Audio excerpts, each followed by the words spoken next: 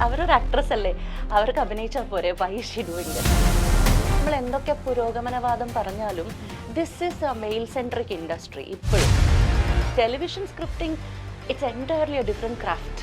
എന്നിട്ട് ആ സ്ക്രിപ്റ്റും കൊണ്ട് ഞാൻ എല്ലാ ചാനലിലും കയറി ഇറങ്ങി. ആരും അപ്രൂവ് ചെയ്തി. ജ്വാലയായി എനിക്കൊരു ഇൻസ്റ്റിറ്റ്യൂട്ട് പോലെയായിരുന്നു.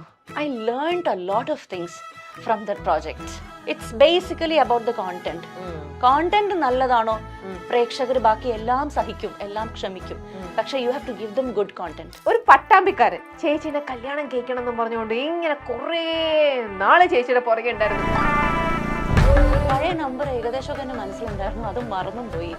So if ever you are out there, please communicate to me. ഞാൻ ബ്രേക്ക് പിടിക്കുന്നുണ്ട്, പക്ഷെ പാനിക് ആയതുകൊണ്ട് ആക്സലറേറ്റർ കുറച്ചിട്ടില്ല. ഇത് വിടുന്നില്ല, ഞാൻ അത് പിടിച്ചു വെച്ചേക്ക. വേറെ ഒന്നും സംഭവിച്ചില്ല. അറ്റത്തിരുന്ന് ഒരു ബൈക്കിന് പോയിട്ട് ഇടിച്ചു. പിന്നെ മറ്റേ ചീട്ട് കൊട്ടാരം പോലെയായിരുന്നു. ആ ബൈക്ക് അപ്പുറത്തേക്ക് അപ്പുറത്ത്. നിങ്ങൾ സീരിയൽ ചെയ്തോ, ഞാൻ നിങ്ങൾക്ക് പൈസ തരാം. ചേച്ചിനെ നന്നായിട്ട് പറ്റിച്ച ഒരു പ്രൊഡ്യൂസർ.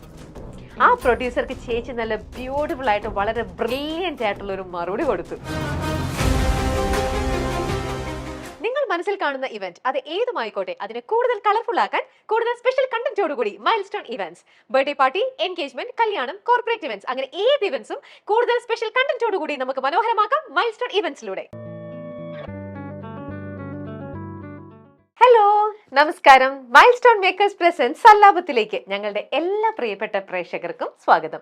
ഇന്ന് എന്നോടൊപ്പം സല്ലപിക്കാനിരിക്കുന്ന ആരാന്നറിയോ? ഒരു കാലത്ത് എന്താ പറയാ, ഈ ഒരു മുഖം കാണുമ്പോൾ അല്ലെങ്കിൽ ഇവരഭിനയിച്ച സീരിയൽ എന്നൊക്കെ കേൾക്കുമ്പോൾ ആൾക്കാരൊക്കെ ഓടി വരും. അത് ജ്വാലയായി ഇതാ തുടങ്ങാൻ പോണോ എന്നൊക്കെ കേൾക്കുമ്പോൾ എല്ലാവരും ആ സീരിയലിന് വേണ്ടി കാത്തിരിക്കും. എന്തിനു വേണ്ടിയിട്ടാണെന്നറിയോ? ആ സീരിയല് സോഫിയനെ കാണാൻ വേണ്ടിയിട്ട് എല്ലാവരും വളരെ ഇഷ്ടത്തോടെ ഒരുപാട് എല്ലാവരും നമ്മുടെ കുട്ടി എന്ന് പറഞ്ഞ് എല്ലാവരും കൂടെ പിടിച്ചു വെച്ചിരുന്ന സംഗീത മോഹനാണ് ഇന്ന് എന്നോടൊപ്പം. ഹായ് ചേച്ചി. Hi, namaste, thank you so much. ഇത്രയും വാം ആൻഡ് സ്വീറ്റ് ഒരു വെൽക്കം ഞാൻ ഈ അടുത്ത കാലത്തെങ്കിലും കേട്ടിട്ടില്ല. അയ്യോ, സോ സ്വീറ്റ് ഓഫ് യു. അതല്ല ചേച്ചി, ഞാൻ പറഞ്ഞ വാസ്തവമാണ്. കാരണം ഇന്നും സംഗീത മോഹനാണ് എന്റെ ഗസ്റ്റ് എന്ന് പറയുമ്പോഴത്തേക്ക് ആൾക്ക് ജ്വാലയായില്ലേ എന്നോട് ഇന്ന് ആൾക്കാർ ചോദിച്ചു ഞാനത് പറഞ്ഞപ്പോ. അതിനു മുമ്പേ എപ്പോഴും അതെ ചേച്ചി എന്ന് പറയുമ്പോഴത്തേക്ക്, കാരണം ജ്വാലയായി ഇന്നിപ്പോ ഒരുപാട് സീരിയൽസ് നമുക്ക് പറയുമ്പോ ഉണ്ട് അല്ലെ. അപ്പം ഒരുപാട് നല്ല ഹിറ്റ് സീരിയൽസും ഉണ്ട് ഇന്നിപ്പോ. എന്നാലും അന്നത്തെ സീരിയൽ തന്നിരുന്ന ഒരു കോളിളക്കം എന്നൊക്കെ പറഞ്ഞാൽ അന്ന് വളരെ ചുരുക്കം സീരിയലുകളല്ലേ ഉള്ളൂ. അതും ദൂരദർശനിലൊക്കെ ആദ്യമായിട്ട് തുടങ്ങുമ്പോൾ ആ സീരിയലിന് വേണ്ടിയിട്ട് എല്ലാവരും സ്ത്രീകൾ പ്രത്യേകിച്ചും വിളിക്കുക. പലരും എന്നെ സോഫിന്ന് വിളിക്കുന്ന സിറ്റുവേഷൻ ഇപ്പോഴും ഉണ്ട്. അപ്പൊ അറിയാതെ സോഫിന്ന് ഒരു വിളി, ആരെങ്കിലും വിളി കേട്ടാൽ അറിയാതെ ചേച്ചി തിരികെ നോക്കും. ഉറപ്പായിട്ടും സോഫിന്ന് ആരെ വിളിക്കുന്ന കേട്ടാലും ഞാൻ നോക്കുന്ന സിറ്റുവേഷൻ എനിക്കും ഉണ്ട്. സത്യം, അത് അന്ന് ചെയ്തിരുന്ന ജ്വാലയായി അല്ലെങ്കിൽ ചന്ദ്രോദയം പോലെയുള്ള പ്രോജക്ട്സ് അത്ര ഇൻവോൾവ്മെന്റ് ഒന്നും എനിക്കിപ്പം എല്ലാവർക്കും ഉണ്ടെന്ന് തോന്നുന്നില്ല. ഈവൻ വർക്ക് ചെയ്യുന്നവർക്കായാലും വ്യൂവേഴ്സിനായാലും. അതെ, അന്ന് വളരെ ചുരുക്കം. ഇത് ഒന്നാമത് ചാനൽസ് അധികം ഇല്ലല്ലോ അന്ന്. അതെ, അതുകൊണ്ട് ഇഷ്ടംപോലെ ചാനലുണ്ട്, ഓപ്ഷൻസ് ഇഷ്ടംപോലെ ഉണ്ട്. എല്ലാം കൂടെ എത്ര 10-35 ടെലിവിഷൻ സീരിയൽസ് ഏറെക്കുറെ ഗിവ് ഓർ ടേക്ക് 1 or 2 നടന്നുകൊണ്ടിരിക്കുന്നുണ്ടല്ലോ. അപ്പം അത്രയും ഫോക്കസ്. അന്ന് അങ്ങനെയല്ല, ഫോക്കസ്ഡ് ആണ്. കറക്റ്റ്. ദൂരദർശനില് ഈ ഒരു ജ്വാലയ എന്ന് പറയുമ്പോൾ അതിന് കോമ്പറ്റീഷൻ വേറെ അധികം ഒന്നും ഇല്ല. അപ്പൊ അതുകൊണ്ട് എല്ലാ വ്യൂവേഴ്സും അതാ ചേച്ചി, ടി വി ഇല്ലാത്ത ആൾക്കാര് ഈ സോഫിനെ കാണാൻ വേണ്ടിട്ട് തൊട്ടപ്പുറത്തെ വീട്ടിൽ ടി വി ഉണ്ടെങ്കിൽ അങ്ങനെ പോകും. അത് കുറച്ച് ദൂരം നടന്നിട്ടാണെങ്കിലും ആ വീട്ടിൽ അവര് പോയിരിക്കും, അത്ര ഇഷ്ടത്തോടെ ശരിക്കും. അപ്പം ചേച്ചിക്ക് ഇത്രയും അപ്പൊ നമുക്ക് ഇന്ന് അതിൽ തന്നെ തുടങ്ങാം. നമ്മുടെ പ്രിയപ്പെട്ട ആ സോഫി, എല്ലാരും ഇന്ന് വിളിക്കുന്നത് തന്നെയാണല്ലോ. ആ സോഫി ഇത്ര നാളും എവിടെയായിരുന്നു, ഇപ്പൊ എന്ത് ചെയ്യുന്നു? നമുക്ക് ഇപ്പത്തെ വിശേഷത്തിൽ തന്നെ തുടങ്ങാം. ഓക്കെ, ഞാന് എനിക്ക് തോന്നുന്നു 13 വർഷം മുമ്പ് വെച്ച് ആക്ടിങ് ഞാൻ നിർത്തി. എനിക്ക് തോന്നുന്നു 2011 എന്തോ നിർത്തി. അല്ല, 13 തോന്നുന്നു, 12-13 വരെയൊക്കെ ഞാൻ വർക്ക് ചെയ്തു. ക്ലിയർ അല്ല, ഓൾമോസ്റ്റ് ആ ഏജ്. അവിടെയൊക്കെ ആ ഒരു കാലഘട്ടത്തിൽ ഞാൻ ആക്ടിങ് മതിയാക്കിയിരുന്നു. ബിക്കോസ് കുറച്ച് സ്റ്റാഗ്നന്റ് ആവണ പോലെ തോന്നി. എന്നുവെച്ചാൽ നമ്മൾ ചെയ്ത് തന്നെ ഇങ്ങനെ റുട്ടീനായിട്ട് പിന്നെയും ചെയ്തോണ്ടിരിക്കുന്ന ഒരു സിറ്റുവേഷൻ വന്നു. പ്ലസ് എനിക്ക് എഴുതാൻ ഇഷ്ടമുണ്ടായിരുന്നു. അപ്പം എനിക്ക് എപ്പോഴും തോന്നും, ഈ പല സ്ക്രിപ്റ്റ് റൈറ്റേഴ്സ് എഴുതിയ വരികൾ ഞാൻ അഭിനയിക്കുകയും പറയുകയും ചെയ്യുമ്പോഴൊക്കെ എനിക്ക് തോന്നും, ഇതെനിക്കും ചെയ്യാൻ പറ്റുമായിരിക്കുമോ എന്നൊരു ക്വസ്റ്റ്യൻ എൻ്റെ ഉള്ളിലുണ്ട്. അപ്പം ആ ത്രൂ ഔട്ട് ദിസ് എക്സ്പീരിയൻസ് എനിക്കത് ഫീൽ ചെയ്തിട്ടുണ്ട്. സോ ഐ തോട്ട് ശരി, അങ്ങനെ സ്വയം ചോദിച്ചുകൊണ്ടിരിക്കേണ്ട, ഒന്ന് പരീക്ഷിച്ച് നോക്കാം എന്ന് വിചാരിച്ചിട്ട് ഞാനൊരു എഴുതി നോക്കാം എന്ന് വിചാരിച്ചിട്ട് എഴുതി തുടങ്ങി. അങ്ങനെയാണ് I turned into writing. പക്ഷെ അതിനു മുമ്പ് ചെറുപ്പത്തിൽ കവിത എഴുതുന്ന ശീലങ്ങളൊന്നും ഇല്ലേ? അതുണ്ട്, ഞാൻ കവിതകൾ എഴുതാറുണ്ട്, അത് ഞാൻ ഫേസ്ബുക്കിൽ പബ്ലിഷ് ചെയ്യാറുണ്ട്. പക്ഷെ ഇത് television scripting it's entirely a different craft. അപ്പൊ ഞാൻ അത് ചെയ്യാന്ന് വിചാരിച്ചിട്ട് ട്രൈ ചെയ്തിട്ട് ഒരു സ്ക്രിപ്റ്റ് സെറ്റ് ചെയ്തു. എന്നിട്ട് ആ സ്ക്രിപ്റ്റും കൊണ്ട് ഞാൻ എല്ലാ ചാനലിലും കയറി ഇറങ്ങി. ആരും അപ്രൂവ് ചെയ്തില്ല. ആ കഥയ്ക്ക് എനിക്കറിയാം, എല്ലാരും റിജക്ട് ചെയ്തു. യെസ്, ഒരാളും വായിച്ചു നോക്കാണ്ട് റിജക്ട് ചെയ്തു എന്നുള്ളതാണ് ഫൈനലി. എന്നിട്ട് ഒരു പെർട്ടിക്കുലർ നമ്മുടെ ഒരു പ്രമുഖ ചാനലിൽ ഞാൻ ചെന്ന് കയറിയപ്പോൾ ആ ചാനലിൽ അന്ന് ഉണ്ടായിരുന്ന ഈ ഫിക്ഷൻ നോക്കുന്ന ഹെഡ് ആയ ഒരാള്, പേര് ഞാൻ പറയില്ല കേട്ടോ, പുള്ളിക്കാരൻ പറഞ്ഞ കമൻ്റാണ്, ഞാൻ ഇറങ്ങിക്കഴിഞ്ഞിട്ട് പറഞ്ഞു എന്ന് ഞാൻ അറിഞ്ഞ കമൻ്റാണ് എനിക്ക് ഏറ്റവും ഹേർട്ട് ചെയ്തത്. ഒരു പക്ഷേ ഇപ്പം ഏറ്റവും ചിരി വരുന്നതും, അവരൊരു ആക്ട്രസ് അല്ലേ, അവർക്ക് അഭിനയിച്ചാൽ പോരെ. That was the exact sentence. അവരൊരു ആക്ട്രസ് അല്ലേ, അവർക്ക് അഭിനയിച്ചാൽ പോരെ, why is she doing this എന്നുള്ളതാണ്. അപ്പോൾ അപ്പോഴൊക്കെയും ഞാൻ മനസ്സ് കൈവിട്ടില്ല. ഈ സ്ക്രിപ്റ്റും കൊണ്ടൊരു 3-4 വർഷം നടന്നു. പക്ഷെ ഫൈനലി ഞാനിത് മനോരമയിൽ കൊടുത്തു എന്ന് വെച്ചാൽ എൻ്റെ സർവ്വ ഹോപ്സും അപ്പോഴത്തേക്കും ഏകദേശം എരിഞ്ഞു തീരാറായ അവസ്ഥയിലാണ്. ഞാനിത് മനോരമയ്ക്ക് സബ്മിറ്റ് ചെയ്തിട്ട്, മഴവിൽ മനോരമയ്ക്ക് സബ്മിറ്റ് ചെയ്തിട്ട് ഐ ജസ്റ്റ് സെഡ്, ഇത് വായിച്ചു നോക്കുക, മെറിറ്റ് വൈസ് ഓക്കെ ആണെന്ന് തോന്നുകയാണെങ്കിൽ പ്ലീസ് റിവേർട്ട് എന്ന് പറഞ്ഞിട്ട് കൊടുത്തിരുന്നു. അങ്ങനെ ഇരിക്കുക എനിക്ക് അപ്രതീക്ഷിതമായിട്ട് അബൌട്ട് എ ഫ്യൂ മന്ത്സ് ഒരു കോൾ വന്നിട്ട് അന്നത്തെ മനോരമയുടെ ഫിക്ഷൻ ഹെഡായ അദ്ദേഹം എന്നെ വിളിച്ചിട്ട് he said okay, merit wise this is good, let's go ahead എന്ന് പറഞ്ഞു. അങ്ങനെ അവർ തന്നെ ചാനലിൽ നിന്ന് ഒരു പ്രൊഡ്യൂസറിനെയും ഒരു ഡയറക്ടറിനെയും കണക്ട് ചെയ്തു. അങ്ങനെയാണ് ആത്മസഖി എന്ന് പറയുന്ന എൻ്റെ മനോരമയിലെ ഡെബ്യൂ പ്രോജക്റ്റ് എയറിൽ വരുന്നത്. പക്ഷെ ആ ഒരു കോൾ വരുമെന്ന് മനസ്സുകൊണ്ട് പ്രതീക്ഷിക്കെങ്കിലും ചെയ്തിരുന്നു? ഇല്ല, കാരണം എൻ്റെ മനസ്സ് അത്രത്തോളം മടുത്തു കഴിഞ്ഞിരുന്നു, അത്രത്തോളം. അപ്പൊ ഒരു പ്രതീക്ഷ ഇല്ലാണ്ടിരിക്കുന്ന ഒരു സമയത്താണ് ആത്മസഖി ഞങ്ങൾ എടുക്കുകയാണ് എന്ന് പറഞ്ഞ മനോരമയിൽ ഒരു ഫോൺ വന്നു. അതെ അതെ. അപ്പൊ ഏകദേശം ചേച്ചി കൊടുത്തിട്ട് എത്ര നാളെടുത്തു അവര് തിരിച്ച് റിവേർട്ട് ചെയ്യാൻ? ഫ്യൂ മന്ത്സ്, മേ ബി ഒരു 3-4 മാസമൊക്കെ എടുത്തിട്ട്. 4 മാസം. അപ്പത്തേക്ക് തന്നെ നമ്മള് അവരും റിജക്ട് ചെയ്തിട്ടുണ്ടാവില്ല. അപ്പം അന്നേരമൊക്കെ ചേച്ചിയുടെ മനസ്സിൽ ക്വസ്റ്റ്യൻ മാർക്കായിട്ട് നിന്നത് എന്തുകൊണ്ടാണ് ആൾക്കാർ എന്റെ കഥ കേൾക്കാൻ പോലും കൂട്ടാക്കണില്ല, ഇവരത് ഗോത്ര പോലും ചെയ്യുന്നില്ല? സോ വൈ എന്നുള്ളത് ചേച്ചി കുറെ ചോദിച്ചിട്ടുണ്ടാവില്ലേ? അതിന്റെ ഉത്തരവ് എനിക്കുണ്ടായിരുന്നു. കാരണം ബേസിക്കലി നമ്മൾ എന്തൊക്കെ പുരോഗമനവാദം പറഞ്ഞാലും this is a male centric industry. ഇപ്പോഴും അറ്റ്ലീസ്റ്റ് സിനിമ കുറച്ച് മാറി വരുന്നുണ്ടാവും ഇപ്പോ, താങ്ക്ഫുള്ളി, ഫോർച്ചുനേറ്റ്ലി. ടെലിവിഷൻ സീരിയൽ എന്ന് പറയുന്നത് ഇപ്പോഴും it is a male centric industry. അവിടെ ഒരു ബോയ്സ് ക്ലബ് റണ്ണിങ് ഉണ്ട് സ്റ്റിൽ. വളരെ ചുരുക്കം. ചേച്ചി അല്ലാണ്ട് എത്ര പേരുണ്ടാവും ലേഡി സ്ക്രിപ്റ്റ് റൈറ്റേഴ്സ് സീരിയലില്, അല്ലേ? Actually there is nobody else who has established അല്ലെങ്കിൽ proven with ഒരു ഫുൾ പ്രോജക്റ്റ് പറയുന്ന രീതിയിൽ ആരും തന്നെ ഉണ്ടാവില്ല. ഒരു സംഗീത മോഹൻ മാത്രമുണ്ട്. അപ്പോ അവിടെ അത് ചേച്ചിക്ക് ഒരുപാട് ആ ഒരു എനിക്ക് മനസ്സിലാക്കാവുന്ന ഒരു competition. At least I was the first one, അതെനിക്ക് പറയാം. Proudly you can say. എന്നിട്ട് ചേച്ചി ഈ തിരസ്കരിച്ച റിജക്ട് ചെയ്ത ആ ഒരു പ്രമുഖ ചാനൽ ചേച്ചിയുടെ ഈ ആത്മസഖി ഹിറ്റായി കണ്ടു കഴിഞ്ഞപ്പോൾ അവര് വീണ്ടും വിളിച്ചു. ചാനൽ വിളിച്ചു, പക്ഷെ എന്നെ റിജക്ട് ചെയ്തത് ഒരിക്കലും ചാനൽ ആയിരുന്നില്ല. It was that particular person who handled that chair. ആ ചെയർ ഹാൻഡിൽ ചെയ്ത ഒരാളുടെ മാത്രം ഒരു ഡിസിഷൻ ആയിരുന്നു അത്. ഭയങ്കര റിഗ്രസീവ് ആയിട്ടുള്ള ഒരു ഡിസിഷൻ ആയിരുന്നു അത്. പക്ഷെ പുള്ളി later on he moved on. ആ ചെയർന്ന് മാറി വേറെ ആളുകളൊക്കെ വന്നു. അതിനുശേഷമാണ് അപ്പൊ വീണ്ടും വിളിക്കുന്നത്. അതിനുശേഷം ആത്മസഖി ഒരുവിധം എസ്റ്റാബ്ലിഷ്ഡ് ആയി. നല്ല പ്രോജക്റ്റ് ആയിരുന്നു. It made A good name. അത് അത്യാവശ്യം മോശമില്ലാത്ത രീതിയിൽ നന്നായിട്ട് TRP ഉണ്ടായിരുന്ന ഒരു പ്രോജക്റ്റ് ആണ്. അപ്പം അതിന്റെ ഒരു ഗുണം എനിക്ക് കിട്ടി. That got me established as a writer. അതിലാണ് അവന്തിക, അല്ലേ? അതിനകത്തെ ക്യാരക്ടർ ആയിരുന്നു അവന്തിക. അവന്തികയുടെ മലയാളത്തിലേക്കുള്ള entry was in Athmasakhi. Avantika ഉണ്ടാക്കിയ അവന്തിക അന്ന് ഈ പറയുന്ന ഇപ്പത്തെ പോലെ ഇങ്ങനെ ഒരു ഫാൻ ഫോളോവേഴ്സ് അങ്ങനത്തെ ഒരു ഇതൊന്നും അല്ലേ പോലും അവന്തികനെ ഇഷ്ടപ്പെടുന്ന, ഇപ്പൊ സോഷ്യൽ മീഡിയയിൽ അങ്ങനത്തെ ഒരു ഫാൻ ഫോളോവേഴ്സ് ഇല്ല എന്നുള്ളതേ ഉള്ളൂ. അല്ലാതെ ഒരുപാട് ഫാൻ ഫോളോവേഴ്സ് ഉണ്ടായിരുന്നു. അവന്തികനെ ഒരുപാട് ഇഷ്ടപ്പെട്ടിരുന്നു, അല്ലേ? ആ ഒരു ചാമും റേജന്റെയും ഡെബ്യൂ പ്രോജക്റ്റ് ആയിരുന്നു. അതെ തന്നെയായിരുന്നു. അതെ, അപ്പൊ അവരുടെ ആ ഒരു ക്യൂട്ട്നെസ്സോ ചാമോ ബ്യൂട്ടിയോ ഇതൊക്കെയും പ്രത്യേകിച്ചും യങ്സ്റ്റേഴ്സിനും ഒക്കെ ഭയങ്കര അധികം ഇഷ്ടമായിരുന്നു. പ്രത്യേകിച്ച് ചേച്ചിക്ക് അറിയുമെന്ന് എനിക്കറിയില്ല, ഈ വർഷത്തെ നമ്മുടെ സീസൺ 7 ബിഗ് ബോസ് ഇല്ലേ, അതിനകത്ത് അവന്തിക ഉണ്ടാവുമെന്ന് പലരും പ്രൊഡിക്ഷൻ ലിസ്റ്റിൽ പറഞ്ഞൊരു പേരാണ്. പലരും പ്രതീക്ഷയോടെ കാത്തിരുന്ന. എന്റെ അവന്തികനെ കാണാത്തതിൽ കുറെ പേർക്ക് എന്നിട്ട് സങ്കടം എല്ലാവരും അവരുടെ അതൊക്കെ ഇങ്ങനെ അറിയിക്കുന്നുണ്ടായിരുന്നു.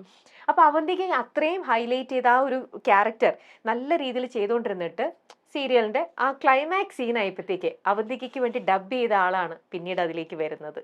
അതെ അല്ലേ? ചേച്ചിക്ക് ഓർമ്മയുണ്ടല്ലോ അന്നത്തെ ആ ഇൻസിഡന്റ്. അന്ന് നിങ്ങൾ കുറെ കേൾക്കേണ്ടിയും വന്നു, പ്രേക്ഷകരുടെ ഭാഗത്തു നിന്ന് കുറെ എന്താ പറയാ പരാതികൾ, പരിഭവങ്ങൾ ഒക്കെ നിങ്ങൾ കേട്ടു. എന്തിനാണ് ഇതിന്റെ കാരണം അവന്തിക ഉണ്ടാക്കി വെച്ചിരുന്ന ഒരു ഇമ്പാക്ട്, അവന്തികനെ കണ്ടോണ്ടിരുന്നിട്ട് അവന്തികയ്ക്ക് ശബ്ദം കൊടുത്തിരുന്ന ഒരാളെ കൊണ്ടുവന്നു കഴിഞ്ഞപ്പോൾ കാണുമ്പത്തെ ആ ഒരു ഫിസിക്കൽ അപ്പിയറൻസിലുള്ള രണ്ടുപേരും തമ്മിലുള്ള ഡിഫറൻസ് അത് തന്നെയായിരുന്നു പ്രേക്ഷകർക്ക് അത് പെട്ടെന്ന് ഡൈജസ്റ്റ് ചെയ്യാൻ പറ്റാണ്ടിരുന്നത്. ക്ലൈമാക്സ് സീൻ ആയതുകൊണ്ട് നിങ്ങൾ അത് പോട്ടെ എന്ന് വിചാരിച്ചുകൊണ്ട് അങ്ങനെ ചെയ്തു. പക്ഷെ ചേച്ചിക്ക് അന്നത്തെ ആ ഇൻസിഡന്റ് ഒക്കെ ഓർമ്മയില്ലേ? എനിക്ക് ഓർമ്മയുണ്ട്. പക്ഷെ പലപ്പോഴും ഒരു പ്രോജക്റ്റ് നന്നായി മുന്നോട്ട് പോയി കഴിയുമ്പോൾ അതിനകത്ത് എല്ലാവരും അതിനോട് ഒരുപോലെ സഹകരിച്ചില്ല എന്നുണ്ടെങ്കിൽ ഇത്തരം പ്രോബ്ലംസ് വരും. അതായത് ഒരു കൂട്ടായ്മയാണ്, ഈ ഒരു കൂട്ടായ്മ കൊണ്ട് ഇതിന്റെ റിസൾട്ട് നന്നാവണം എന്നുള്ളൊരു ബോധത്തോടെ, ആ ഒരു ലക്ഷ്യബോധത്തോടെ പോയില്ല എന്നുണ്ടെങ്കിൽ ഇതിനകത്തെ പേഴ്സണൽ ഈഗോസ് വലുതാവുമ്പോൾ അല്ലെങ്കിൽ ചിലപ്പോൾ എന്തെങ്കിലും ഇൻകൺവീനിയൻസ് വരുമ്പോൾ നമുക്ക് വേറൊരു വഴിയില്ലാതെ വരും. ഞാൻ മനോരമയിൽ ചെയ്ത രണ്ടാമത്തെ പ്രോജക്റ്റ് ആയിരുന്നു തുമ്പപ്പൂ.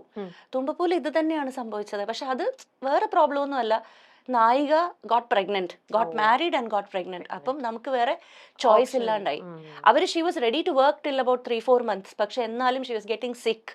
അപ്പൊ നമുക്ക് അവരെ വെച്ച് വർക്ക് ചെയ്യാൻ പറ്റുന്നില്ല, വയ്യാതെ വരുന്നു. അങ്ങനെയൊക്കെയുള്ള സിറ്റുവേഷൻസ് വന്നപ്പോൾ നമുക്ക് വേറെ വഴിയില്ലാണ്ട് പകുതിക്ക് വെച്ച് we have to change the heroine. Okay, സി അതപ്പോ പകുതിക്ക് വെച്ച് ചേഞ്ച് ചെയ്യാണ്. മറ്റേത് ആത്മസഖിയിൽ അറ്റ്ലീസ്റ്റ് ആ ക്ലൈമാക്സ് സീൻ ആയപ്പോ കുറച്ച് സീനുകളിൽ മാത്രമേ നിങ്ങൾക്ക് ആ ഒരു ചേഞ്ച് വന്നിട്ടുള്ളൂ.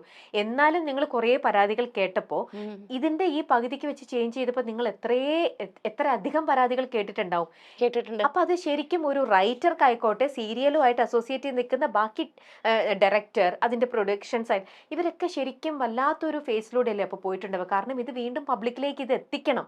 അത് നിങ്ങൾക്ക് ഒരു ചാലഞ്ചിങ് ആയിരുന്നു. ആക്ച്വലി ചാലഞ്ചിങ് ആണ്. ഒരു ക്യാരക്ടർ ചെയ്തിരുന്ന ആർട്ടിസ്റ്റിന്റെ എസ്റ്റാബ്ലിഷ്ഡ് ഫേസ് ക്യാരക്ടറിസ്റ്റിക്സ് ഒക്കെ മാറിയിട്ട് പുതിയൊരാളെ ആ ഫേസ് ആയിട്ട് എസ്റ്റാബ്ലിഷ് ചെയ്യുക എന്ന് പറയുമ്പോൾ അത് ആക്ച്വലി ചാലഞ്ചിങ് ആണ് നമുക്ക്.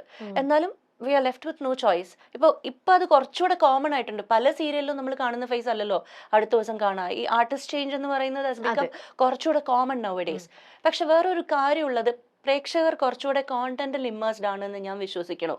കാരണം ഒരു എപ്പിസോഡിൽ അല്ലെങ്കിൽ 2 എപ്പിസോഡിൽ ചിലപ്പോൾ അവർക്ക് ഈ മാറിയ ഫേസ് കാണുമ്പം അയ്യോ this is not what we wanted to watch, ഇത് എന്തോ ഒരു ഇൻകോൺഗ്രുവൻസി ഉണ്ട് എന്ന് തോന്നും. പക്ഷെ 3rd-4th എപ്പിസോഡ്സ് കഴിയും തോറും അവരത് രജിസ്റ്റേർഡ് ആണ്. They take it. That shows us that it's not the artist or the face. Majorly it's the content, the story which hooks the audience and that character too. And the character. പിന്നെ നമ്മൾ ഈ characterisations ഉണ്ടാക്കുമല്ലോ, അതാണ് ആളുകൾക്ക് gripping ആവുന്നത്. It's not actually not fully about Avantika or Rajan or Nandita or Satyajit. അതായിരുന്നു അവരുടെ character names. അവർക്കിടയിലുള്ള ഒരു combo, ഒരു ഗിവ് ആൻഡ് ടേക്ക്, ഒരു കെമിസ്ട്രി, അത് നമ്മൾ എങ്ങനെ ചെയ്യണമെന്നുള്ളത് വെച്ചിട്ടാണ് ആളുകളെ ഹുക്ക് ചെയ്യുക. അതിൽ തന്നെ ഒരു എൽഡർലി റൊമാൻസും ഉണ്ടായിരുന്നു, വിച്ച് വാസ് ബീന ആന്റണി മനോജും ചെയ്ത 2 ക്യാരക്ടേഴ്സിന്റെ അവരുടെ ഒരു റാപ്പോ, അവരുടെ chemistry, that was also different. അപ്പം ഈ 2 ഏജ് കാറ്റഗറീസിലുള്ള ആളുകളെ ഗ്രിപ്പ് ചെയ്യുന്ന രീതിയിലായിരുന്നു നമ്മൾ ആ ക്യാരക്ടറൈസേഷൻസിന്റെ കെമിസ്ട്രി ഡെവലപ്പ് ചെയ്തിരുന്നത്. അപ്പൊ അത് തന്നെയാണ് തമിഴിൽ നിന്നാണെങ്കിലും ആർട്ടിസ്റ്റുകളെ കൊണ്ടുവരിക, എന്നിട്ട് ചിലപ്പോൾ ഇങ്ങനെ എന്തെങ്കിലും ഇത് വരുമ്പോ ഇപ്പൊ നമുക്ക് കാണാം സീരിയലിൽ ഒന്നെങ്കിൽ മരിച്ചു എന്ന് പറഞ്ഞ് കാണിക്കും, അല്ലെങ്കിൽ എവിടെയെങ്കിലും ട്രാവൽ ചെയ്തു എന്ന് പറഞ്ഞ് കാണിക്കും. It's more easy. ഇപ്പൊ അതൊരു ആൾക്കാരും അങ്ങ് സെറ്റായി, അതിലേക്ക് അഡാപ്റ്റഡ് ആയി അല്ലേ സീരിയലില്. ഓക്കെ, ഇതിപ്പോ അവര് തമ്മിൽ എന്തോ പ്രശ്നമായി പോയി, അടുത്ത ആളെ കൊണ്ടുവന്നു. ഓക്കെ, അവര് കഥ കാണാൻ വേണ്ടിട്ട് അവർ ഈ സ്റ്റോറിയാണ് മെയിൻ എന്നുള്ളതാണ് ഞാൻ അതിൽ നിന്ന് പഠിക്കണത്. ഞാൻ അതിൽ നിന്ന് എടുക്കുന്ന എന്റെ ഇൻടേക്ക് എന്ന് പറയുന്നത് it's basically about the content. Content നല്ലതാണോ, പ്രേക്ഷകർ ബാക്കി എല്ലാം സഹിക്കും, എല്ലാം ക്ഷമിക്കും. പക്ഷെ you have to give them good content.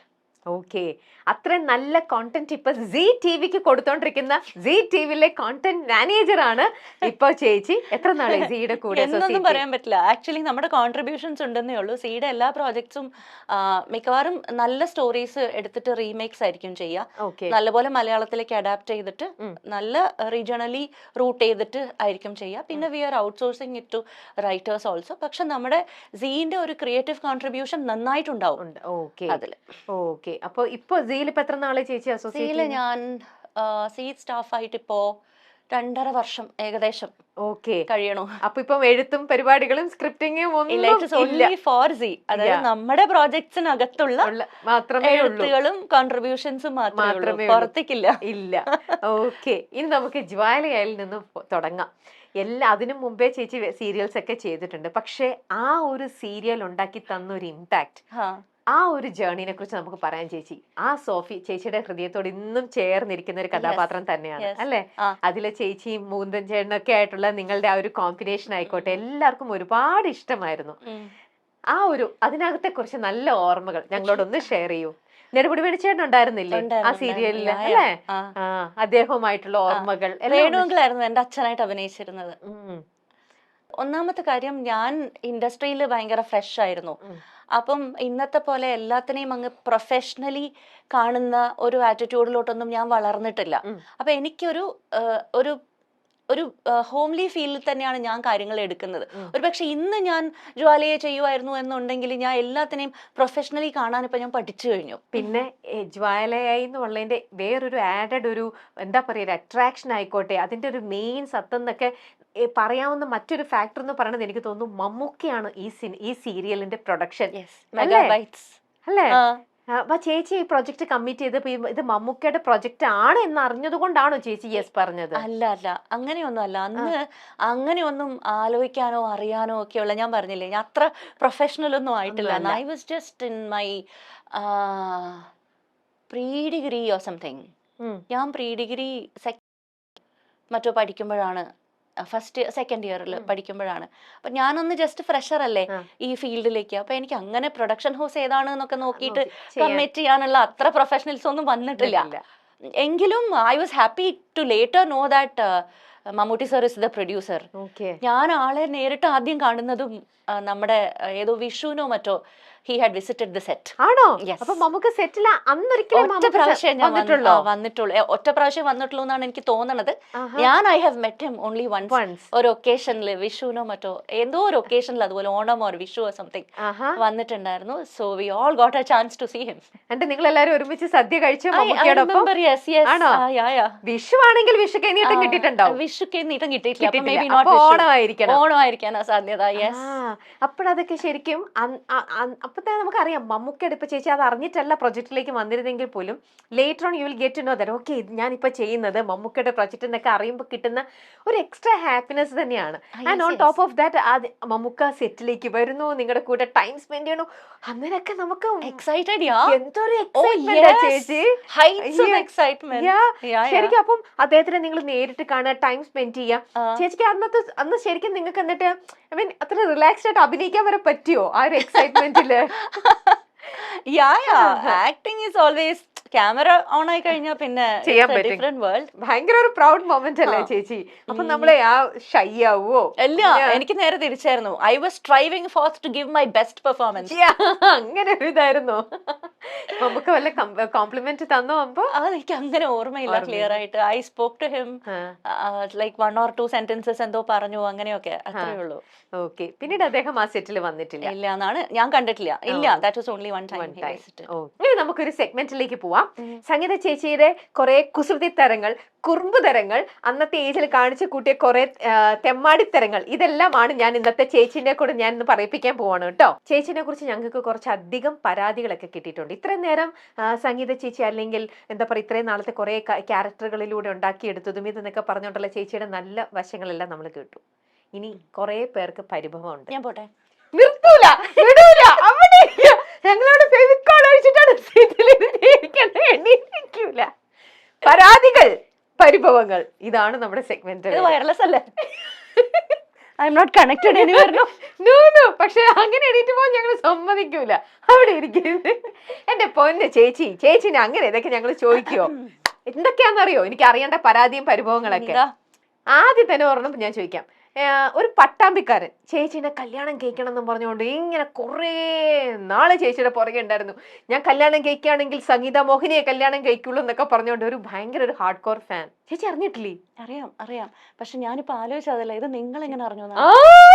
ഞങ്ങള് മീഡിയല്ലേ, നമുക്ക് റിസർച്ച് ഗ്രൂപ്പ് ഉണ്ട്. അവരിരുന്ന് റിസർച്ച് ചെയ്ത് കണ്ടുപിടിക്കും ചേച്ചി. Yes, very good. എനിക്ക് ഇപ്പോഴും ഓർമ്മയുണ്ട്. ഞാൻ അതിനുശേഷം കുറെ നാൾ കഴിഞ്ഞ് ഞാൻ കോണ്ടാക്ട് ഒക്കെ പോയിട്ട് ഐ ആക്ച്വലി വെറുതെ ഒരു കൗതുകത്തിന് I actually tried to find him out. വെറുതെ എന്തുണ്ട് എങ്ങനെയുണ്ട് എന്ന് ഒരു സൗഹൃദം മെയിൻറ്റെയിൻ ചെയ്യാമെന്ന് വിചാരിച്ചിട്ട് ഞാനൊന്ന് അന്വേഷിച്ച് നോക്കി. എനിക്ക് ഒരു രീതിയിലും കോണ്ടാക്ട് ചെയ്യാൻ പറ്റിയില്ല, ഒരു നമ്പറും കിട്ടിയില്ല. പഴയ നമ്പർ ഏകദേശമൊക്കെ എൻ്റെ മനസ്സിലുണ്ടായിരുന്നു, അതും മറന്നും പോയി. അപ്പൊ എനിക്ക് ഒരിക്കലും ആ കോണ്ടാക്ട് തിരിച്ചു കിട്ടിയില്ല. So if ever you are out there, please communicate to me. ആണോ? You still remember his name? Yes, his name was Pradeep. Okay. Yeah. എന്ത് ചെയ്യണമെന്ന് അറിയോ? ഒന്നും അറിയില്ല. Not in touch at all. ഒരു ഡീറ്റെയിൽസും ഇല്ല. ഞാൻ വെറുതെ ഒരു കൗതുകത്തിനായി felt like connecting with him again just to say a hi, but I couldn't reach out. ഏത് ലോകത്തിന്റെ ഏത് ഭാഗത്താണെന്ന് അറിയില്ല. സോ പട്ടാമ്പിയിലുള്ള ഒരു പ്രദീപ് എന്ന് മാത്രമാണ് ഞങ്ങൾക്ക് അറിയാം. സോ പ്രദീപ് ചേട്ടൻ ഇത് എവിടെന്നെങ്കിലും കേൾക്കുന്നുണ്ടെങ്കിൽ, അയ്യോ may be he's married and all that. എന്താ അങ്ങനെയല്ലല്ലോ, നമ്മളൊരു ഇതൊക്കെ നമ്മളിപ്പൊ പറയുന്നതല്ലേ, അന്നത്തെ ഒരു ഫാൻ ബേസിൽ ചേച്ചിയോട് ആ ക്യാരക്ടറിനോട് തോന്നിയ ഒരു ഇഷ്ടം.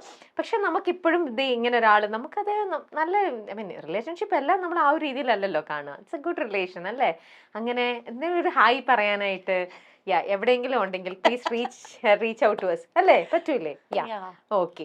പക്ഷെ ചേച്ചി അന്നും ഇതുപോലത്തെ ഒരാളല്ല. ചേച്ചിക്കൊക്കെ ഒരുപാട് അന്നൊക്കെ കത്തുകളിലൂടെ ഇഷ്ടങ്ങൾ അറിയിച്ചുകൊണ്ടിരുന്ന ഒരു സമയമായിരുന്നു അല്ലെ? ഒരുപാട് ആരാധകരുടെ, അത് സ്ത്രീകളാണെങ്കിലും പുരുഷന്മാരാണെങ്കിലും എത്രയോ അമ്മമാരുടെ കത്തുകൾ. ഒരാള് എനിക്ക് ഇപ്പോഴും ഭയങ്കര സർപ്രൈസിംഗ് ആയിട്ട് still in touch with me. It's been എനിക്ക് തോന്നുന്നു 10-15 വർഷങ്ങളായിട്ടുണ്ടാവും. എല്ലാ ദിവസവും എനിക്ക് രാവിലെ ഗുഡ് മോർണിംഗും വൈകിട്ട് ഗുഡ് നൈറ്റും അയക്കും. അല്ല എന്തെങ്കിലും ഒരു മെസ്സേജ് എങ്കിലും എവറി ഡേ. അത് വേറൊന്നുമല്ല, ഗുഡ് മോർണിംഗ്. ആദ്യമൊക്കെ it used to be good morning Sophie. പിന്നെ ഞാൻ വേറൊരു ക്യാരക്ടർ ചെയ്തിരുന്നു, ആൻ മേരി മാത്യു എന്ന് പറയുന്ന ഒരു ക്യാരക്ടർ ചെയ്തിരുന്നു TS സജിയുടെ ഒരു പ്രോജക്റ്റിൽ. അത് കണ്ടേ പിന്നെ ഈ ഗുഡ് മോർണിംഗ് സോഫി മാറിയിട്ട് ഗുഡ് മോർണിംഗ് ആൻ എന്നായി. അങ്ങനെ ക്യാരക്ടർ വെച്ച് തന്നെ റെക്കഗ്നൈസ് ചെയ്യുകയും കാണുകയും ഇഷ്ടപ്പെടുകയും ചെയ്യുന്ന ഒരാള്. ഒരുപാട് കഴിഞ്ഞിട്ടാണ് ആളുടെ പേരെന്താന്ന് ഞാൻ അറിഞ്ഞത് കേട്ടോ. അതുവരെ ഞാൻ ഇത് സേവ് ചെയ്ത് വെച്ചു അവസാനം ഈ നമ്പർ. കാരണം ഇത്ര കോൺസ്റ്റന്റ് ആയിട്ട് ഒരു 10-15 വർഷം ഒരു ദിവസം മുടങ്ങാതെ അതെങ്ങനെയാന്ന് എനിക്ക് ഭയങ്കരമായിട്ട് അത്ഭുതം തോന്നി. How can somebody do that? അപ്പൊ അവസാനം ഞാൻ അത് സേവ് ചെയ്ത് വെച്ചു, ടാബ്ലറ്റ് ഒന്ന് സേവ് ചെയ്ത് വെച്ചു. 4 നേരം ഗുളിക കഴിക്കണ പോലെ വെരി ഫണ്ണി മെസ്സേജ് വരുന്നത് കൊണ്ട് ഞാൻ ടാബ്ലറ്റ് ഒന്ന് സേവ് ചെയ്തു. പിന്നെ കുറെ നാൾ കഴിഞ്ഞിട്ട് ഒരു ദിവസം ഹി കോൾഡ് മീ. അപ്പൊ ഞാൻ I picked up and I asked him നിങ്ങളുടെ പേരെന്താ? So he said Sanju. So I was like, oh hi Sanju, okay, and he's from Coimbatore. So I'm like, okay, thank you so much. പക്ഷെ ഇതുവരെ നമ്മളെ disturb ചെയ്യാത്ത, ഒരു അതിർവരമ്പ് cross ചെയ്യാത്ത, ഭയങ്കര class ആയിട്ട് ബിഹേവ് ചെയ്യുന്ന, അങ്ങനെ വിളിയും പറച്ചിലും ഒന്നുമില്ല. പക്ഷെ വെറുതെ ഇങ്ങനെ good morning good night message അയക്കും, just that I remember you. അങ്ങനത്തെ ആളുകളും ഉണ്ട്. Really sweet, no?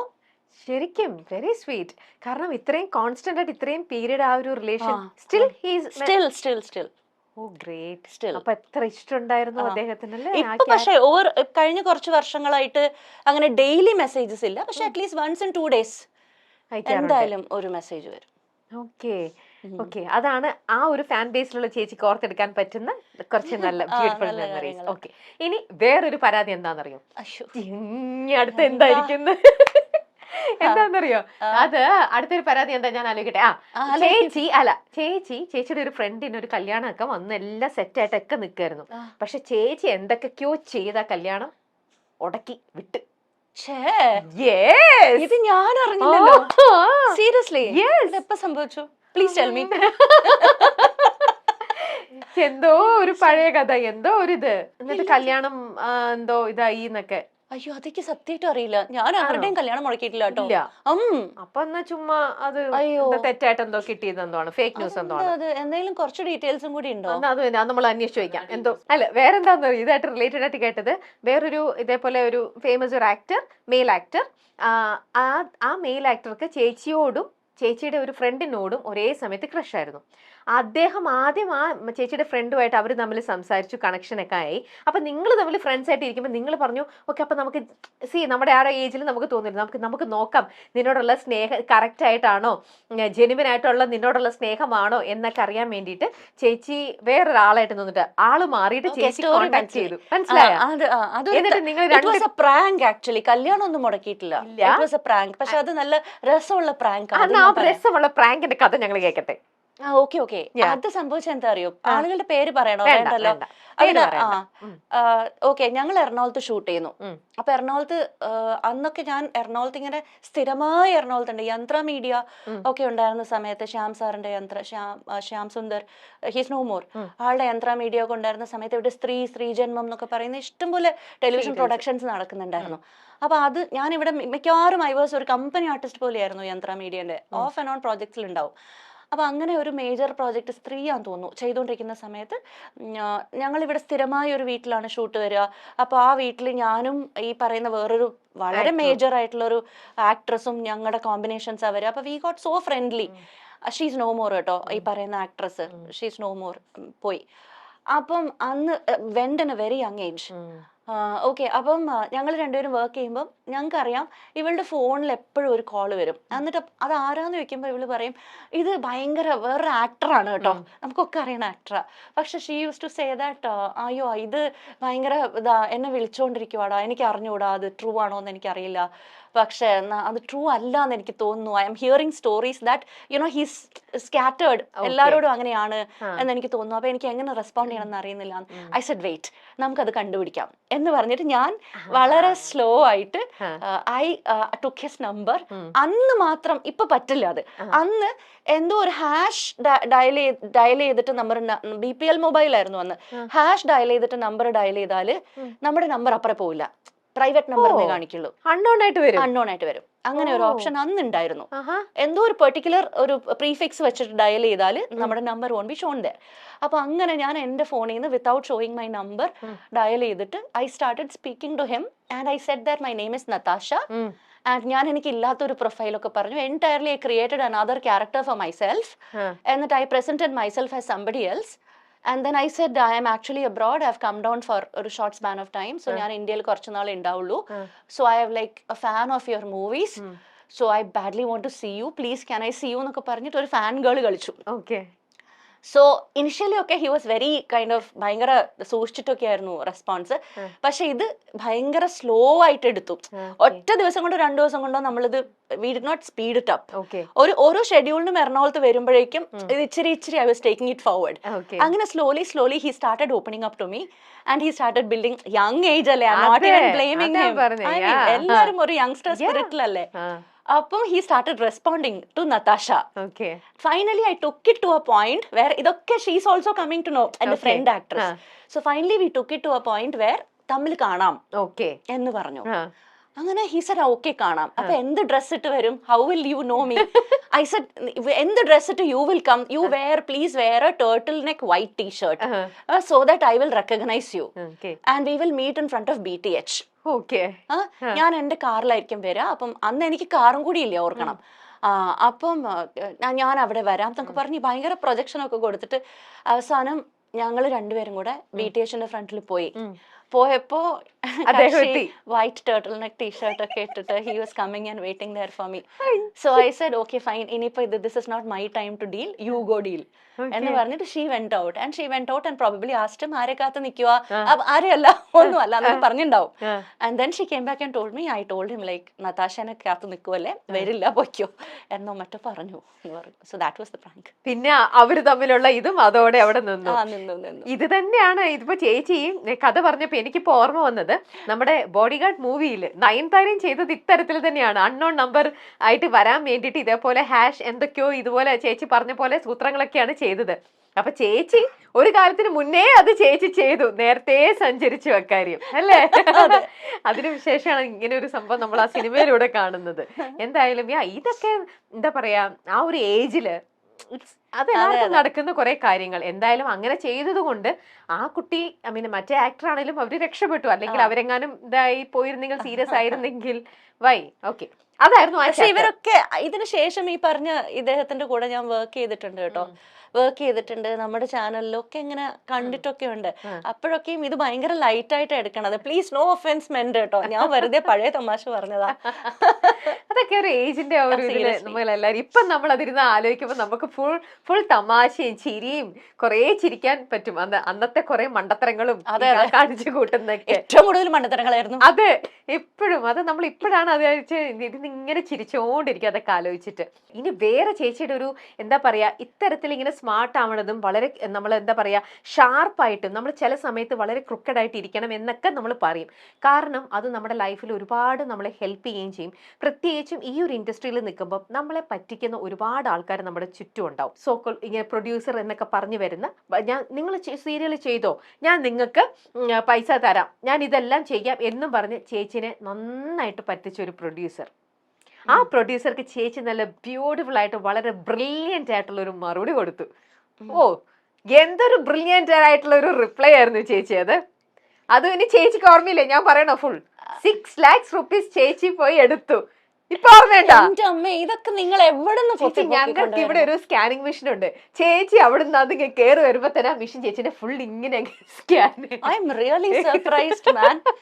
സീരിയസ്ലി ഇന്റർവ്യൂവിന് വന്ന വർത്തായോ? അത് ഓക്കെ. പക്ഷെ ഇത് ഞാൻ ഒട്ടും പ്രതീക്ഷിച്ചില്ല. കാരണം ഇത് ഒരു പബ്ലിക് പ്ലാറ്റ്ഫോമിൽ ഉള്ളതല്ല. അല്ല, ഈ പറഞ്ഞ ഒന്നും ഒരു പബ്ലിക് പ്ലാറ്റ്ഫോമിൽ. എന്നാ ഇനി കഥ പറ. ഇതൊക്കെയാണ് നമ്മുടെ മൈൽസ്റ്റോൺ സ്പെഷ്യാലിറ്റി. ഇത് പറയണോ? പറ. ചേച്ചിയുടെ ബ്രില്യൻസ് എല്ലാവരും അറിയട്ടെ. പൈസ കിട്ടാത്ത എത്രയോ ആക്ടേഴ്സ് ഉണ്ട് ഇപ്പോൾ. അവർക്ക് ഇതൊരു പ്രചോദനമാവട്ടെ. കാരണം വേറൊന്നുമല്ല, ചേച്ചിനെ വളരെ ഇതായിട്ട് പറ്റിച്ച ഒരാള്. ചേച്ചി പിന്നെയും ചാൻസ് കൊടുത്തു. ചേച്ചി വിശ്വസിച്ചു. അദ്ദേഹം വീണ്ടും ഒരു സെക്കൻഡ് ചാൻസ് കൊടുക്കാമെന്ന് പറഞ്ഞ് അദ്ദേഹത്തിന്റെ അടുത്ത പ്രൊജക്റ്റിലും ചേച്ചി അഭിനയിച്ചു. ആ പ്രൊജക്റ്റിലും ചേച്ചിക്ക് പൈസ തന്നില്ല. എന്നിട്ടും ചേച്ചി അവിടെ വഴക്കോ ഒന്നും ഉണ്ടാക്കിയില്ല. ചേച്ചി വളരെ ബ്രില്യന്റ് ആയിട്ട് പോയി എടുത്ത ഒരു ആക്ഷൻ. ശരി, ഓക്കെ, അത് സൂപ്പർ ആയിട്ട് ചേച്ചി അത് അഭിനന്ദിക്കേണ്ട ഒരു കാര്യം തന്നെയാണ്. ശരി, എനിക്ക് കുറച്ച് എമൗണ്ട് പെൻഡിങ് ഉണ്ടായിരുന്നു, കിട്ടാനുണ്ടായിരുന്നു. അത് എത്ര ചോദിച്ചിട്ടും കിട്ടുന്നില്ല. ചെക്സ് തരുന്നു, കിട്ടുന്നില്ല. ചെക്സ് മാറുന്നില്ല, റിട്ടേൺ ആവുന്നു. ചെക്ക് ഇങ്ങനെ തന്നുകൊണ്ടേയിരിക്കുകയാണ്. പല രീതിയിലും പല വിധത്തിലും ചോദിച്ചിട്ട് ഒരു രീതിയിലും കിട്ടുന്നില്ല. അപ്പോൾ അവസാനം ഞാൻ എന്ത് ചെയ്തു, ഈ പ്രൊഡ്യൂസറിന് അക്കൗണ്ട് ഉള്ള ഒരു ബാങ്ക് ഉണ്ട്. ആ ബാങ്കിലാണ് എല്ലാ ആഴ്ചയും ഏതോ ഒരു particular day, I think it was A Thursday, എല്ലാ തേഴ്സ്ഡേയും ചാനലിൽ നിന്ന് അതത് എപ്പിസോഡ്സിന്റെ പൈസ ഓരോ ആഴ്ചയിലെയും ഉള്ള എപ്പിസോഡ്സിന്റെ, അതായത് ഇപ്പം 1,20,000 ആണ് പെർ എപ്പിസോഡ് എന്നുണ്ടെങ്കിൽ 7 into 1,20,000 എത്രയാണോ അത്ര എമൗണ്ട് ആ ആഴ്ച ഡ്രോപ്പ് ആവും. അങ്ങനെയാണ് ചാനലിൽ നിന്ന് എവറി വീക്ക് വരും പൈസ. അപ്പൊ അത് ആ ബ്രാഞ്ചിലാണ് വരിക, ഇദ്ദേഹത്തിന്റെ അക്കൗണ്ടിലാണ് വരിക. അപ്പൊ അതെനിക്കറിയാം. അപ്പൊ ഞാൻ എന്ത് ചെയ്തു, ഞാൻ ആദ്യം ആ ബ്രാഞ്ചിൽ പോയിട്ട് ഒരു അക്കൗണ്ട് ഓപ്പൺ ചെയ്തിട്ട് ഞാൻ എനിക്ക് ചെക്ക് ഉണ്ടല്ലോ, he has given me a cheque. അത് എല്ലാ പ്രാവശ്യം ചോദിക്കുമ്പോൾ ചെക്ക് തന്നിട്ടാണല്ലോ നമ്മളെ പറ്റിക്കാന്ന് ഞാൻ പറയില്ല. ഓക്കെ, പൈസ ഇല്ലായിരുന്നു, തന്നില്ല എന്ന് വിചാരിക്കാം, whatever. പക്ഷെ പൈസ ഉണ്ടായിരുന്നു, ചേച്ചിക്ക് തന്നില്ല. ഓക്കെ, അപ്പൊ അങ്ങനെ അപ്പൊ ഞാൻ അവിടെ പോയിട്ട് ഇത് പ്രസന്റ് ചെയ്തു. ഞാൻ എന്നിട്ട് അവിടെ പോയിട്ട് കറക്റ്റ് ആയിട്ട് ഈ പൈസ തേഴ്സ്ഡേ വരും എന്ന് എനിക്ക് അറിയാമല്ലോ. അപ്പൊ എനിക്ക് കിട്ടാനുള്ള എമൗണ്ട് മാത്രം ഞാൻ കറക്റ്റായിട്ട് പ്രീവിയസ് പെൻഡിങ് ഉൾപ്പെടെ എഴുതി ഈ ചെക്ക് പ്രസന്റ് ചെയ്യണം എന്ന് വിചാരിക്കണം. പക്ഷെ പ്രോബ്ലം അത് ഞാൻ അവിടെ ചെന്ന് പറയുമ്പോഴാണ് ഞാൻ ബാങ്കിൽ നിന്ന് അറിയുന്നത്, ഈ പൈസ വന്നാൽ ഇമ്മീഡിയറ്റ്ലി അത് ഫോണിൽ നിന്ന് വേറെ പല അക്കൗണ്ടിലേക്ക് ട്രാൻസ്ഫർ ചെയ്യും. അതായത് ഒരിക്കൽ പോലും അത് അവിടെ വന്ന് കിടക്കില്ല, അത് അവൈലബിൾ ബാലൻസ് ആയിട്ട് ഉണ്ടാവില്ല. അത് വരും, അപ്പൊ തന്നെ പോവും. ആള് ഫോണിൽ നിന്ന് അത് ട്രാൻസ്ഫർ ചെയ്ത് മാറ്റിക്കളയും. കാരണം ഒരുപാട് ചെക്സ് കിട്ടാനുണ്ട്. അപ്പൊ ഇതിൽ ഏതെങ്കിലും ഒരു ചെക്ക് അവിടെ വന്ന് കിടക്കുകയാണെങ്കിൽ പൈസ പോകും എന്നുള്ളതുകൊണ്ടാണ്. അപ്പൊ ഞാൻ എന്ത് ചെയ്തു, ഞാൻ നേരത്തെ പോയിട്ട് ചെക്ക് നമ്പർ കൊടുത്തു, എൻ്റെ ചെക്ക് നമ്പർ കൊടുത്തു. ഞാൻ പറഞ്ഞു എൻ്റെ കയ്യിൽ ചെക്ക് റെഡിയാണ്, തേഴ്സ്ഡേ എപ്പോൾ വിളിച്ചാലും വിത്തിൻ 10 minutes ഞാൻ ചെക്ക് പ്രസന്റ് ചെയ്യാം. Within 10 minutes I will come with the cheque. അപ്പൊ നിങ്ങൾക്ക് അത് ഒഫീഷ്യലി പ്രശ്നമാവില്ല. പക്ഷെ ഇതാണ് എൻ്റെ cheque number, please transfer it to this cheque number as soon as the money comes എന്ന് പറഞ്ഞു. അപ്പോ ആ തേഴ്സ്ഡേ പൈസ വരുന്നു, അപ്പൊ തന്നെ ഞാൻ കൊടുത്ത ചെക്ക് നമ്പറിലേക്ക് അത് മാറ്റുന്നു. എന്നിട്ട് ഒരു ക്വസ്റ്റ്യൻ റേസ് ചെയ്യുന്നതിന് മുമ്പ് ഞാൻ പ്രിപ്പയർഡ് ആണല്ലോ, ഞാൻ കാർ എടുത്ത് പാഞ്ഞ് ഈ ബ്രാഞ്ചിലോട്ട് വരുന്നു, ചെക്ക് പ്രസന്റ് ചെയ്യുന്നു. അങ്ങനെ. അപ്പൊ പുള്ളിക്കാരൻ ഫോണിൽ നിന്ന് മറ്റേ അക്കൗണ്ട്സിലേക്ക് മാറ്റാൻ നോക്കുമ്പോൾ പൈസ വന്നു, പക്ഷെ നോട്ട് അവൈലബിൾ. അങ്ങനെ ഒരു situation like got this money. ഇങ്ങനെയാണ് അറ്റ് ടൈംസ് നമ്മൾ ചിലപ്പോൾ നമ്മൾ പറയും ഷ്രൂഡ് ആയിട്ട് ആൾക്കാർ ഇരിക്കരുതെന്ന്, പക്ഷെ അറ്റ് ടൈംസ് നമ്മൾ ഷ്രൂഡ് ആവണം. അങ്ങനെയായിട്ട് ഇരുന്നാൽ മാത്രമേ ഉള്ളൂ. ഇതിങ്ങനെ നമ്മൾ ഒരാൾ എത്ര നാളെ ചേച്ചി വർക്ക് ചെയ്തതിന്റെ പൈസ ചോദിക്കുന്നത് അല്ലേ, നോട്ട് ദാറ്റ് ഇതൊന്നും അല്ല, ആ വർക്ക് ചെയ്തതിന്റെ പൈസ തരാതെ ഇങ്ങനെ ആക്കിക്കൊണ്ടിരിക്കുമ്പോൾ സ്വാഭാവികമായിട്ടും ചേച്ചി അവിടെ ചെയ്തതിനകത്ത് ഒരു തെറ്റുമില്ല. എന്നിട്ട് അദ്ദേഹം ചേച്ചിനെ എങ്ങനെ ഫേസ് ചെയ്തു? ഐ മീൻ അതിനെയാണ് നമ്മൾ പ്രൊഫഷണലിസം എന്ന് വിളിക്കേണ്ടത്, എന്റെ ഭാഗത്തുനിന്നും അദ്ദേഹത്തിന്റെ ഭാഗത്തുനിന്നും. We are still friends. ചേച്ചി